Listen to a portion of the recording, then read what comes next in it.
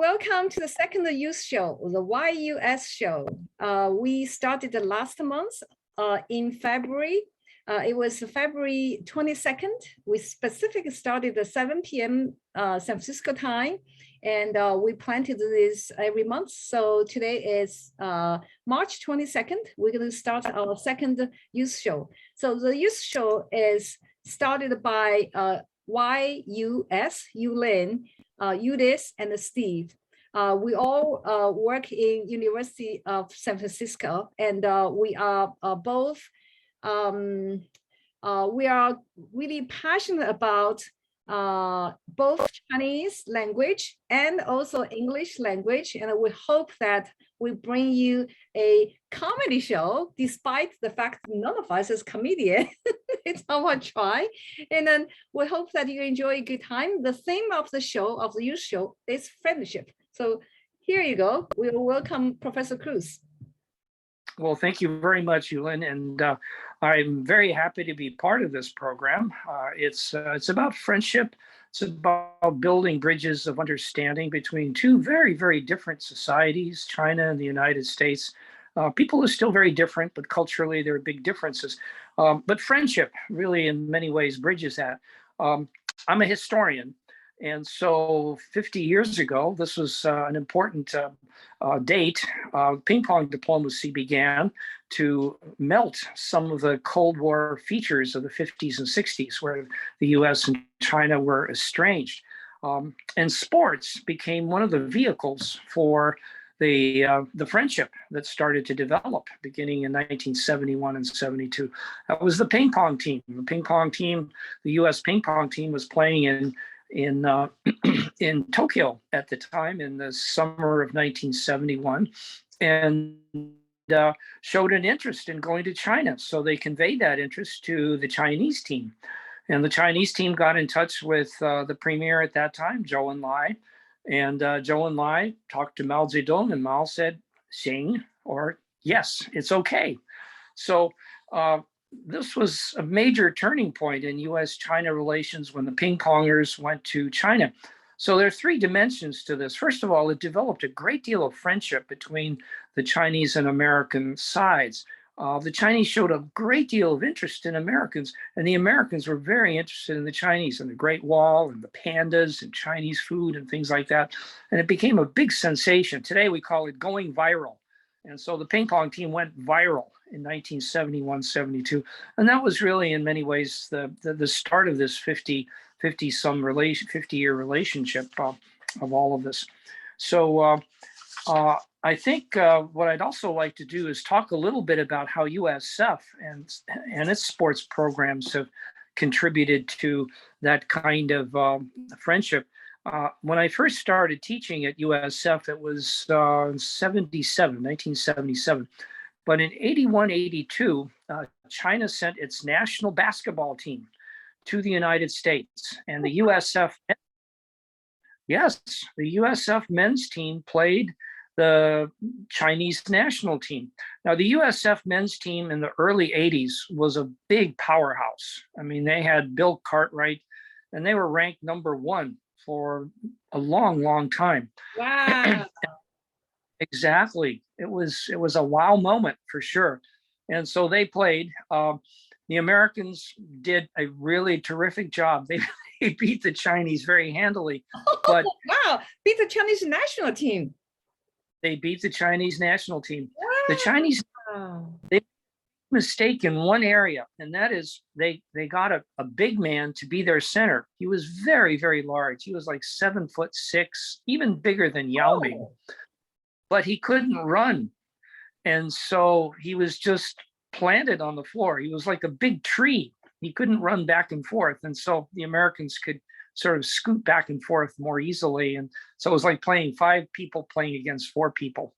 So USF played a role of the sports relationships, yes, back in the day. Now USF, the men's and women's team this past year has been very, very good. And they were invited to national competitions in the NCAA and NIT. And I'm very proud to say that 3 of the women on the women's basketball team were my students. And so I was cheering for them. They played very hard, but they didn't win. So I'm sad to say, but they played very hard. Well, why do I mention sports? Sports is a good way to, in a way, to create community, which depends on teamwork. It depends on cooperation for a unified goal. And so sports teaches a lot of things. It also teaches friendship, where you can really develop more than just a casual kind of friendship over coffee or tea, but where you actually have to kind of work together. And so you build respect for other people. So through sports, you build community, you build respect, and you also, and so as a result of the competition, you also get better. So the sports programs really build a lot of friendship. For me, they built friendship with my students. So I know them and I can cheer for them, and they're happy to see me in the stands cheering for them as they play basketball. Anyway, my last comment, and I'll give the floor to Yulin because I think she has a lot to say too. I did have a chance to go to the Beijing Olympics in 2008. And one of the things that I also learned and participated in was friendship. First of all, the friendship of just ordinary Chinese tried to get me to the right buses. Sometimes I wouldn't know which bus in Beijing to take. And they would actually take me on the bus. They would actually get on the bus and go with me to a stadium or to a sports venue. And so people were very kind to me. And even in the stands, there were also many Chinese. And so I had a chance to make some good friendships with people from all over China. So it was a good opportunity to see high level competition and to meet a lot of Chinese friends. So sports and friendship and a unique opportunity were part of my experience in China in 2008. So I'm very grateful for that opportunity. And I'll turn it over to you, Lynn, because I've probably said too much already. Well, thank you for sharing a lot of good stories.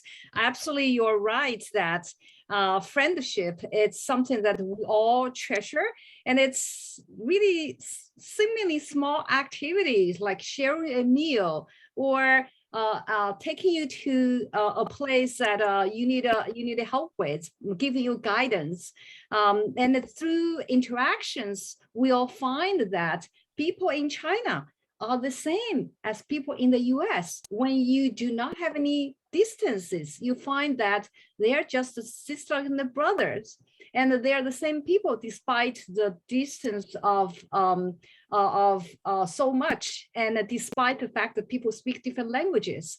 So when we can communicate, sharing a meal, sharing language, share music, share sports, you will see that friendship is really key to anything and everything, especially international relationships. So talking about sports, I'd like to share two things that's really fun. We know that the Beijing Winter Olympic just took place, and we have a really cool partner who are working on AI education tools, and it's called BitLab. It's actually originally from Cupertino, and then they have been really successful in China. BitLab, let me just show you one small video, which is just few. Let me see, how can I do that? You'll see what's a product is changing how people learn artificial intelligence in China. Let me see. Can you see? Okay, so this is a bunch of kids. Okay. I see. You see? Okay. Yes.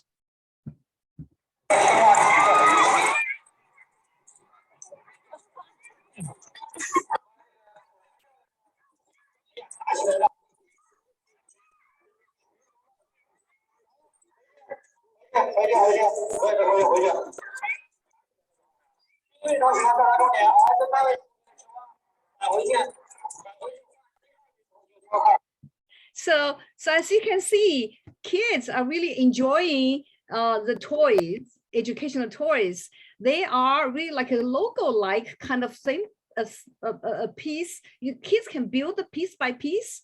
And then once you build piece by piece, because it's embedded with silicon sensors, so you really have high tech embedded into that, and then kids can do program, very simple blocking program. Once you build, you can program, and then you can control the frog. What we saw was frog. There were other toys as well, such like the skiing, and then many other animals as well. So that's just something really, really cool. The other one that's related to sports is VillageSports. That's something USF students, so we can enjoy more and take a look more at VillageSports after the break. Good. Yes, I think we're close to that 10 minutes, but yes, I thought